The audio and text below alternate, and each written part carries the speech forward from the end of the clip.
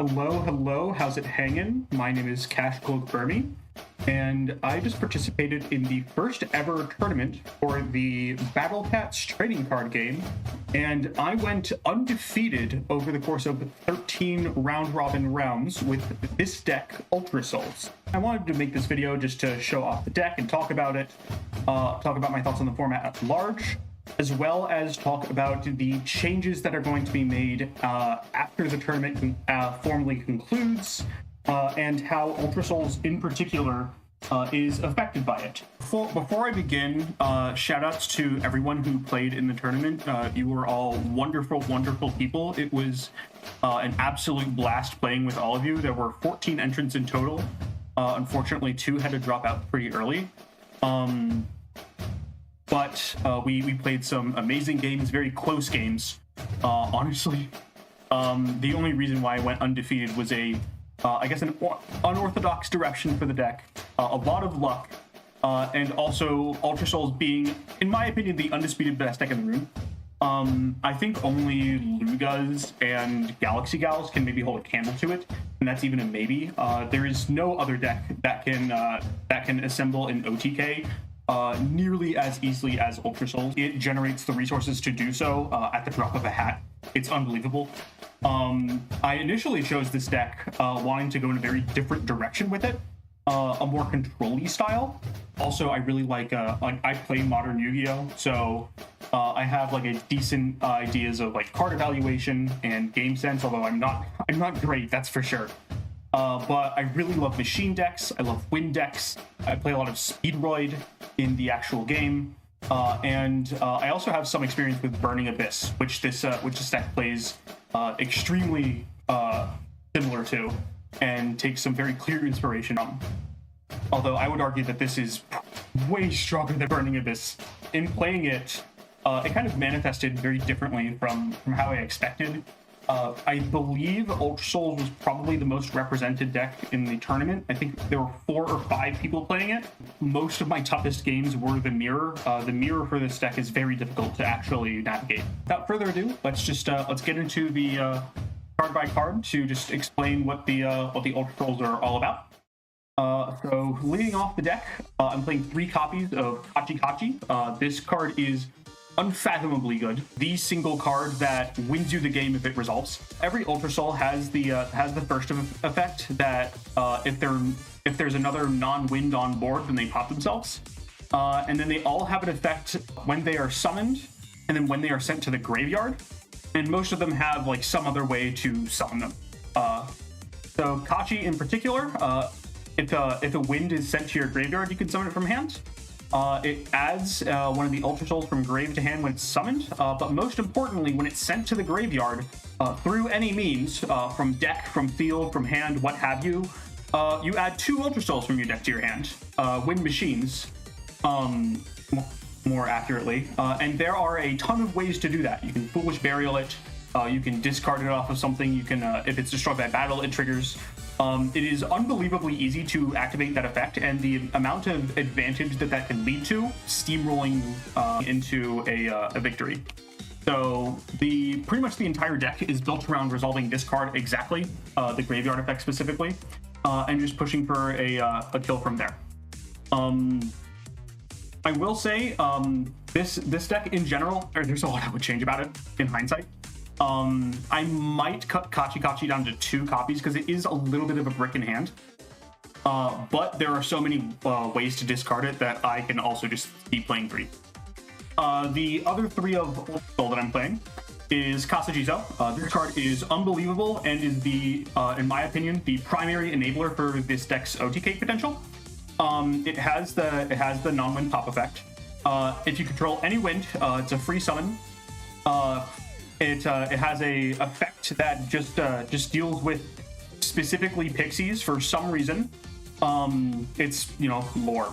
And then as an ignition effect, 1 per turn, pop a card on the field, and if it's sent to the graveyard, pop a card on the field. But you have to control all wins or nothing. Kasajizo is unbelievable. It is a crazy extender. It is insanely good at breaking boards. It can deal with any type of card, which is just unbelievable, and is the card that this deck is probably built around. And most notably, it is not a once per turn to summon itself. You can very easily add 2 to 3 copies of this to your hand over the course of a single turn and summon them all out.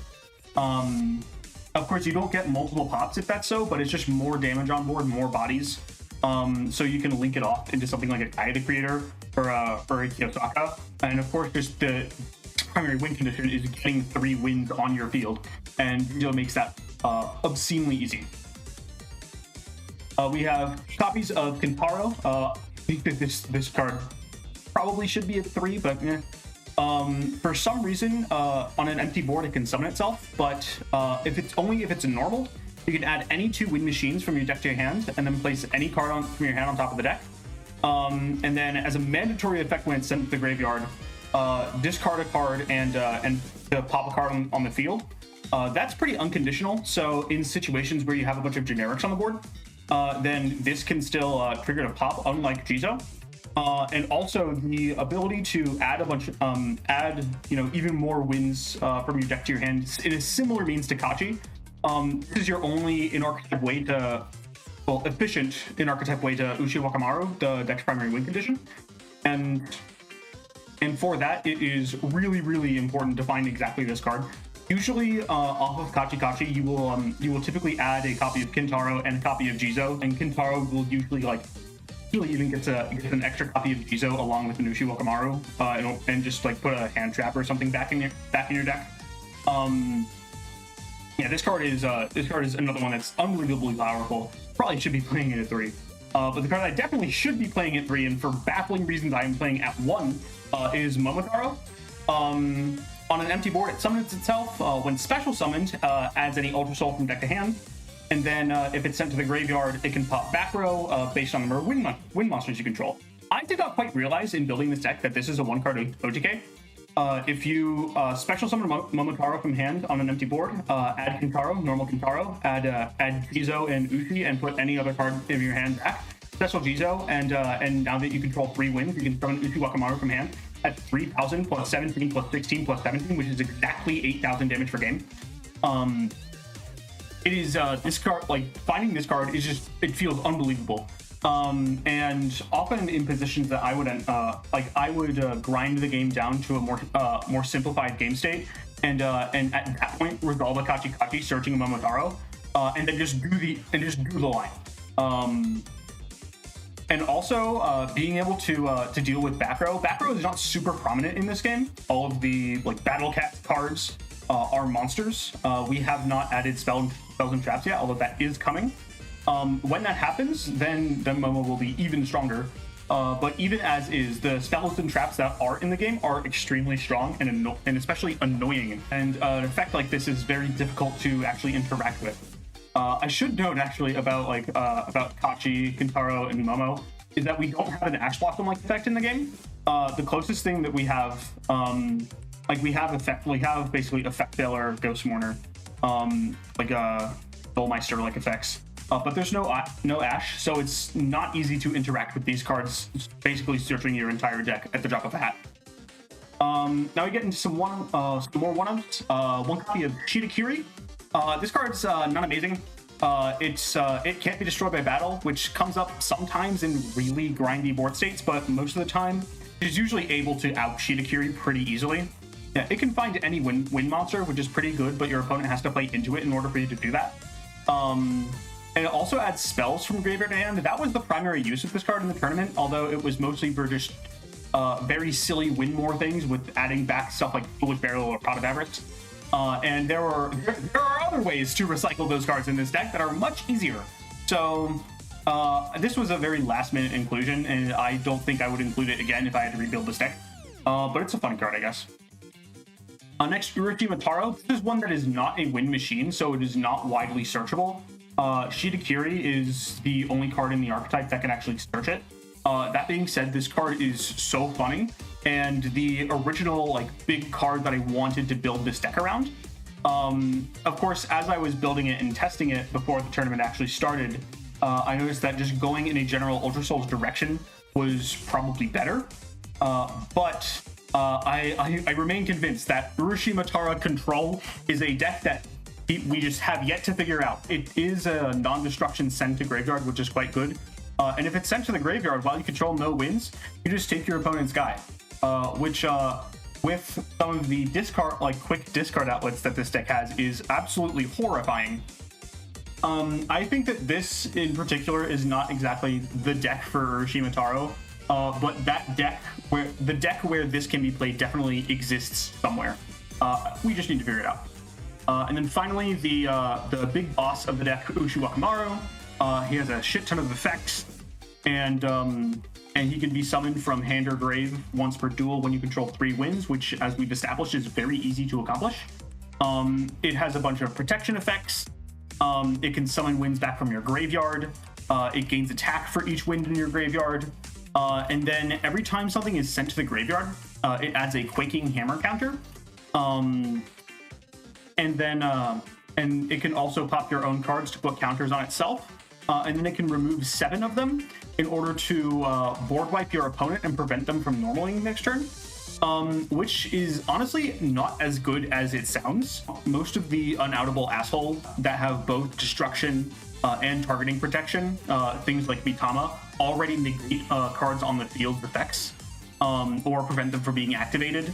Or they also happen to have banish protection as well, which does not save this.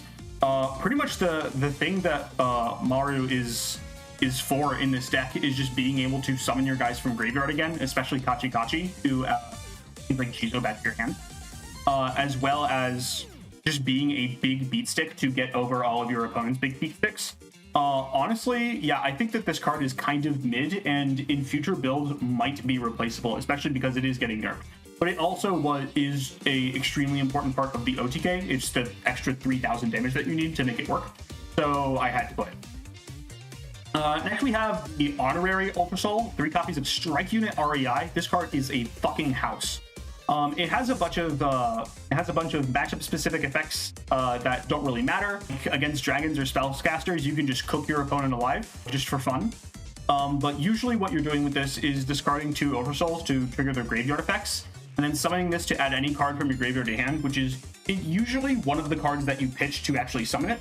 But sometimes you can do really stupid shit, like looping a Foolish Burial, Pot of Avarice, Monster Reborn, of course adding back Jizo, one of your hand traps. It being able to add any card from your graveyard to hand is just unfathomably broken. And if you control 3 or more machines, you can even add more cards from your graveyard to your hand, which is just insane. Most notably, it also becomes a big beat stick itself by sending something you control to the graveyard and damage calc, which does trigger all of the Ultra Soul's effects. Like when you do this, you can get a free pop with Jizo, you can get free ads with Kachi, you can pop back row with Momo. It's also really relevant that the attack becomes 5,000 instead of like doubling its attack or whatever, because that allows it to deal with Gaia the Creator in an extremely efficient way.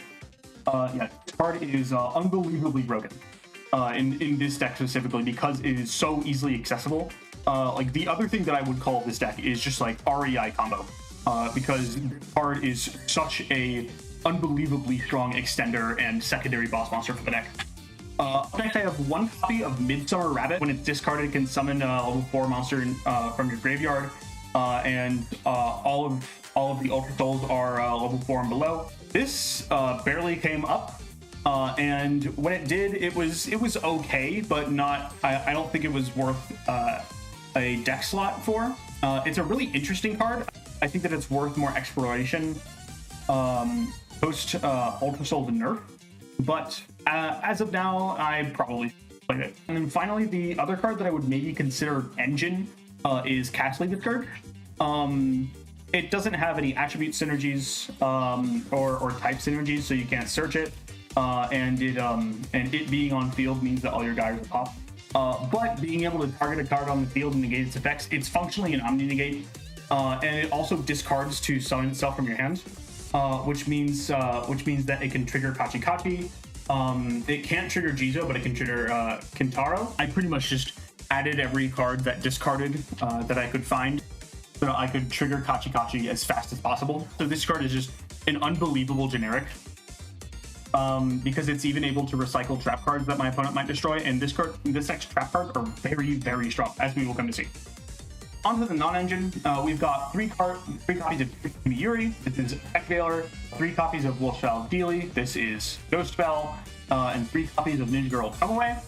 This is another wind, so it's fun. Sometimes at the start of game, if I didn't have combo, I would just set this and then draw 2 cards and then discard a Kachi. My opponent attacked into it, and then if I didn't find a Kachi, well, I was gonna find it if they destroy by battle.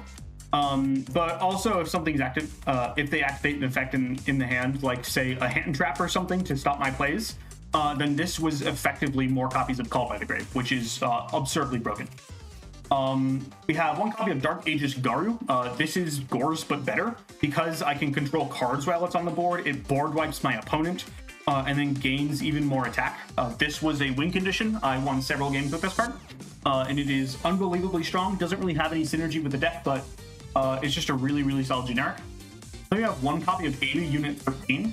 This is a kaiju, but even better because you get the monster instead of them. It's repeatable removal turn by turn, so outing this card becomes pretty messy.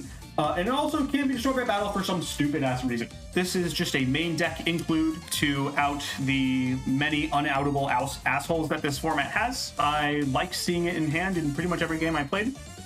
Very good card. And I personally think it might be mandatory in like every single deck. All right, onto the back row. I'm playing 3 copies of Dark World Dealing. This is just to trigger, things like Kachi and just dig further into my deck. In hindsight, I don't really think I needed to play this card. It frequently didn't really do enough for me when it resolved, and the potential of plussing my opponent when it resolved was enough to deter me from activating it, except when my opponent only had like 1 or 2 cards in hand.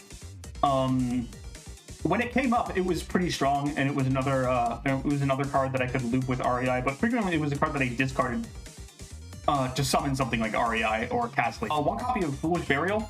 This sends Kachi from deck. It's also not once per turn, so you can loop it with REI, you can loop it with Shirakuri. Very silly card. 1 copy of Pot of Avarice.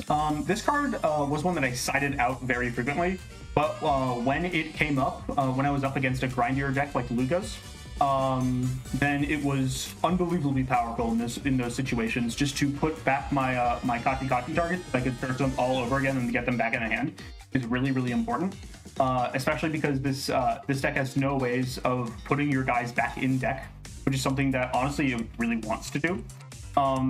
But it wasn't like exceptionally strong. Still worthy include. I would keep it in.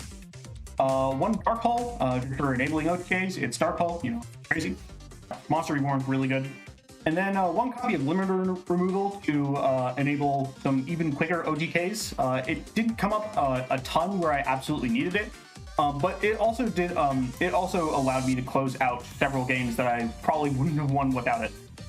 Moving on to the trap cards, 3 copies of Ultimate Providence. You can discard anything to negate and destroy the same type, or card type, that is. And this deck is mostly monsters, and they're all monsters that love being sent to the graveyard. And so frequently this card was like a plus 1, even plus 2. In hindsight, should I have been playing this over the Solemn Brigade? Maybe not. When I got into a grind game, top decking this card never felt good, because by that point I was usually out of things in hand. But even in those grind games, just like setting it and then drawing into something that I wanted in the graveyard, and then waiting for my opponent to activate a monster effect to, advance their game plan, at which point I would ulti-prov and reverse the game state on them, was pretty good. But by far the most important card in the deck, in my opinion, and probably the individual card that won me the entire tournament, is this. 3 copies of Dark Factory of More Production. This card allows me to send a monster from my hand or the field to the graveyard to draw 1 card. It is difficult to conceptualize just how good this card is until you actually play with it. You might think, yeah, you just pitch Kachi, pitch Shizo, any of your guys that like to be in the graveyard to draw a card. That seems very good, especially when they plus you, yes. But its ability to send from field is really relevant. It is one of the few proactive ways, aside from Ushiwakamaru, to trigger your graveyard effects when your guys are on field. And not only that, but they also happen during your opponent's turn, and just reactively in general. if your opponent targets your Kintaro with a Trickstar Himiyuri, you can Dark Factory away your Kintaro to allow skill resolve, adding you the monsters that you need while drawing you an extra card and basically making their targeted removal fizzle. You end up in a favorable trade anytime your opponent goes to battle, because whatever they attack, you can just Dark Factory it away in order to plus off the interaction. It is really, really difficult to interact with this deck in a favorable way when this card is on the board. It also allows you to trigger things like Kintaro and Kasajizo on your opponent's turn, which basically just goes like +3 to +4 over a single interaction. Because this format is just slow enough as a product of having a bunch of annoying assholes that kind of grind the game to a halt, the amount of advantage that this card generates you every single game is absolutely obscene. As far as I know, I was the only person in the tournament to be playing this card who was playing Ultra Souls, and it is, in my opinion, the power cards of Ultra Souls that it should be playing. And I will be playing this in every single build of this deck that I ever build from here on out. The original concept for this deck was using Dark Factory to pitch a Taro to take one of my opponent's cards on their turn, which didn't really pan out. Maybe in the future it might, but we'll see. So that's the deck. Moving on to the extra deck, which doesn't really come up a ton. I'm just playing all of the cards that I can theoretically summon and are legal. Free Crazy Princess Punt. This is a really conditional negate that will never actually happen. Gaia the Creator, the actually good card. Funded different decks in this format are just aiming to make Gaia and sit on it. It is a floodgate in the hand. It has a ton of protection effects. It inflicts piercing. It's Goyo Guardian, and it's also Monster Reborn if it leaves the field. And you can make it leave the field by on your own if you want. You could factory it away and just Monster Reborn whatever the hell you want. Yeah, this card is crazy for just requiring 3 monsters, which is extremely easy for this deck to actually accomplish. The other relevant link 3 is Kiyosaka. This is the thing that actually matters with this card is that it's hand rip. Hand knowledge is unbelievable in any card game, especially because this one gets all copies of the card. I think I summoned this card once, but it definitely won me the game when I did summon it. And in all honesty, I think that I should have summoned this card a lot more as part of my end board. And then 3 copies of Lego Luga. This is the final countdown X2. It wins you the game after 10 turns. I don't play any Fiends, but theoretically, I could loop a Taro twice in order to take 2 Fiend monsters and then link off for this and theoretically win the game after 10 turns. It's just in here because, it might come up. Moving on to the side deck, we have 1 copy of Miko Mitama. This has the fattest ass in the game and is just one of the unoutable assholes that I mentioned because it Mystic Mines your opponent's hand and field. And it can't be targeted or destroyed. It is very, very difficult to out this card for most decks, including this one. This is pretty much the reason why I play Eva Unit 13 in the main, is just because I am horrified of this extremely powerful card and many cards like it. AAA Wonder. You can summon this by discarding. As I said, discarding, this deck loves it. It is a board wipe that your opponent can discard 2 to negate, which is shockingly good. Every time I sided this card in, it felt really good to side in for enabling OTKs. A lot of times, my opponent just kind of had to interact with this in some way, which would frequently open me up to a Momotaro. Okay, 2 copies of Santaku. This is Santa Claus. Another way to out the many unoutable assholes of this format. That's all it needs to be. Copies of Anubis the Protector. This is Call by the Grave on a hand trap, which is disgustingly strong. It's also a floodgate while it's on the field. There was a game which I had this on the field and I couldn't activate any of my own effects. Ultra Souls specifically should not do with this card, but being able to remove something from the graveyard and negate it for the rest of the game, essentially, is insanely good. I'm going to be a Benevolent Soma as another Shitakiri target. This is DD Warrior Lady, except that it also lowers some attack and defense, which is all right. This card never actually came up, although I did side it in a few times. Most of the unoutable assholes, as I mentioned, have some sort of way to deal with this card as well. 2 copies of Adventure Arcana. This is Skullmeister, and it can also like draw you 2 cards sometimes. This is mostly for the mirror to negate my opponent's Kachi or Kasajizo or whatever. It's also just a generally, another hand trap. It's pretty good. We got 1 copy of Lightning Storm. It's Lightning Storm. 1 copy of Called by the Grave. It's Called by the Grave. I mean, come on. Then 2 copies of Twin Twisters, just in case my opponent was playing some bullshit back row deck. To activate this, discard Jizo, and then pop 3. What fun. So that's the deck. There is a lot that I would probably change about this deck, in all honesty. I would definitely be playing more copies of Momotaro. I'd probably cut Dark World dealings. But overall, I mean, this deck went undefeated, so it must have been pretty good. I think that the focus on a grindier game and being able to play in simplified game states allowed this deck to kind of creep under the other Ultra Souls list that were trying to go as over the top as possible. Just to mention some of the other Ultra Souls that I wasn't playing and why I didn't play them. Sarukani, really strong card. It's fairly easy to summon. It's a quick effect pop, just like the Dark Factory Jizo interaction. The only reason why I didn't play this is because it seemed pretty bricky in hand. I wanted to be able to normal as many guys as possible. In hindsight, I think I absolutely should have played at least 1 copy of this card. The thing I was trying to do with Dark Factory, that's this card in a box. I should have been playing this, but I didn't really miss it over the course of the tournament. Princess Kaguya is a free summon just like Jizo, except it gains attack and also summons cards from hand when it's in the graveyard.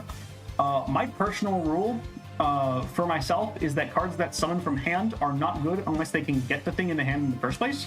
And while Kachi can get Kaguya and something else in your hand, I still don't think that Kaguya is particularly good. The deck can very easily OTK without it.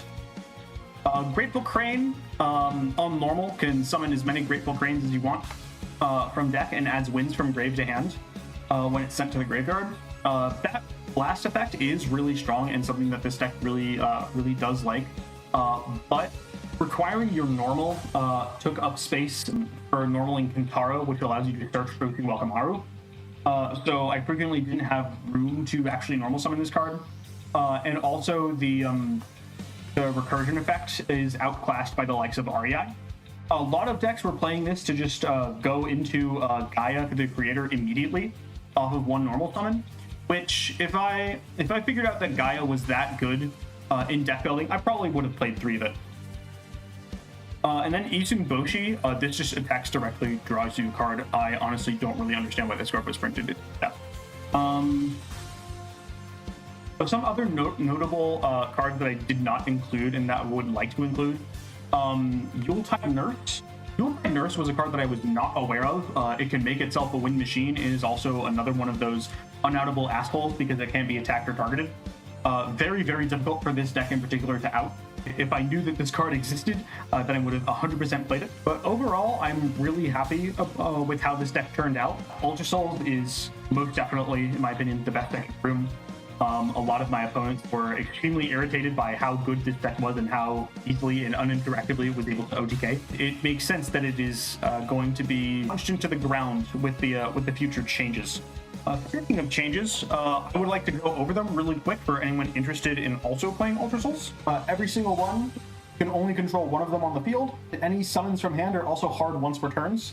The summons from hand are only relevant for Kaguya and Jizo, and in practice, I think that only being able to control 1 only matters for Jizo anyway, because it was the only one that you were summoning multiples from hand. Of course, for the OTK line, you don't need to summon multiple Jizo from hand, but it was a game state that you frequently found yourself on. They could have put that text on only Jizo, and that would have made complete sense. Speaking of Jizo, the first part of the 4 effect will only be able to target monsters and be once while face up on the field, meaning if you stick a Kasa Jizo, you can't just pop every single card your opponent plays for the rest of the game in a simplified game state.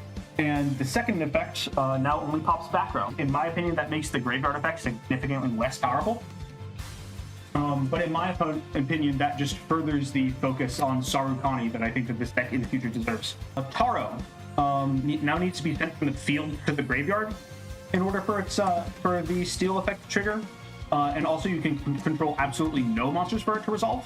That I think makes it so that Urashima Taro needs an entire deck built around it now. Although I still think that that deck is waiting to actually exist. Kachikachi's add effect now can only resolve if you control a wind, which changes this deck completely, in my opinion. The ability to just Foolish Burial Akachi in order to get your combo started was what made this deck so obscenely broken. And losing the ability to do that and having a condition on actually gaining advantage turns this card from a starter into an extender, makes it way less important to get to, but still very important. I think that Kachikachi is still an absolutely incredible card. Itsunboshi, for some reason, it now only draws if your opponent controls 3 or more monsters and its stats were lowered. I have no idea why this card is awful. I don't know why they nerfed it. And Kintaro got a slight stat debuff, which honestly I think it kind of deserved a little bit.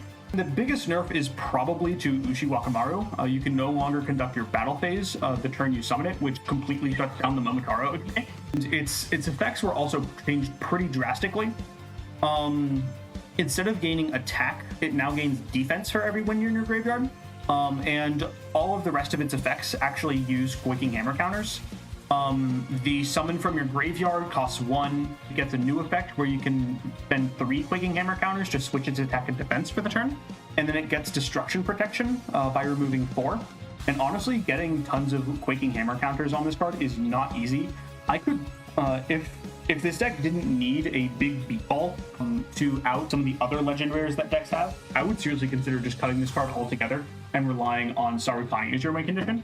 REI was changed so that it can't recover any card in your graveyard. It can now only recover traps, which is a massive nerf that prevents you from doing stupid shit with Foolish Burial or Pot of Avarice. It was also changed to an 8-star for a reason that I can't really comprehend. I think probably to do with Princess Cat. It's still a really, really strong card, searchable off of Kachikachi still. It is still a really important piece of Ultra Soul. And it's not like every single change to this deck was a nerf either. Some of these cards were buffed. Hidakiri now gets an effect where it can banish a card in your graveyard to pop a spell trap your opponent controls, which actually gives it a proactive thing to do and a reason to summon it. Sarukani and Kaguya, for some reason, lose their first effect so they can be summoned alongside non-wind monsters. Honestly, I cannot fathom why I did this. I think Kaguya is probably a dangerous card to leave as is, because theoretically this deck still can perform in OTK with Kaguya's attack buff and Sarukani.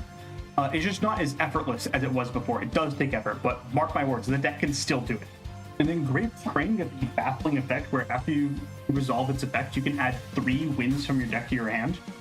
Sure, you can only summon 1 time after that, and that 1 time will probably be dedicated to the Wakamaru. But that probably makes this the deck's best starter. I can imagine like normaling a Grateful Crane, Ushi-Wakamaru, Kintaro, Jizo, and then setting Dark Factory is going to be unbelievably strong and probably makes it the deck's best starter now. And then some other cards are being changed to have a little bit better synergy with the deck. All of the hand traps are getting a secondary effect that makes them a little bit better. Both of the Casleys as well as Blue-Eyed Asuka. Like you can play Asuka in the deck now because it now discards a monster. Anubis is able to pop itself to add a card from your deck to your hand, which notably turns off its effects so you can actually keep up with it. Overall, do I think Ultra Soul is dead after all these changes? Absolutely not. I think it is just as powerful. It has to take a change in direction because it doesn't have a 1-card OTK anymore. But I think the slower, more control-oriented direction for the deck is something that it is already perfectly set up to do, especially because Needlebug Nest is being added to the game. So we'll probably be playing like Sirius and Hellward and Enma. And now that I have shown people how strong Dark Factory of More Production is, that's only going to get stronger. So I'm really looking forward to how Ultra Souls as well as the other decks in the format develop. And I think without the broken ass OTK stuff, this deck has some really, really interesting matchups. That's all I have to say about this deck. Before I go, I want to shout out and thank everyone who played in the tournament in the Battle Cat Discord. Those are Pizza, Becca, Matsuro, Noob-Trix, Cooter, Lavinia, Bestix, Snooze, Gamatoto, Pita, Bahamut, Poka, and Khan. The latter two unfortunately had to drop out, but Poka did help me test. You guys were wonderful opponents again, and it was a delight to play with you all. Shout out and thanks to Gideon for not just setting up this tournament, not just for creating the Battle Cats TCG mod in the first place, but also creating the very idea of Battle Cats trading cards. He puts an obscene amount of work into it, in addition to his extremely busy everyday life. I seriously do not know how this man is alive and still doing all this stuff. It is unbelievable. He is truly the GOAT of GOATs.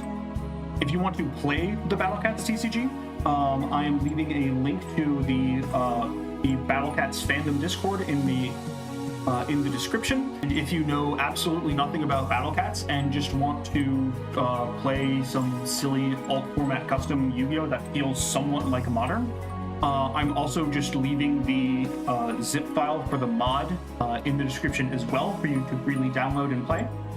The mod comes with the custom server that you can play with us on without needing to join the Discord. There's some big stuff coming to the game. We're getting spell traps finally. We're gearing up for a tournament using only cards that you actually own through the trading card market system, which is going to be interesting. Feel a lot more like a limited format. But yeah, that's all for me. Thanks for sticking around, and I'll catch you guys later.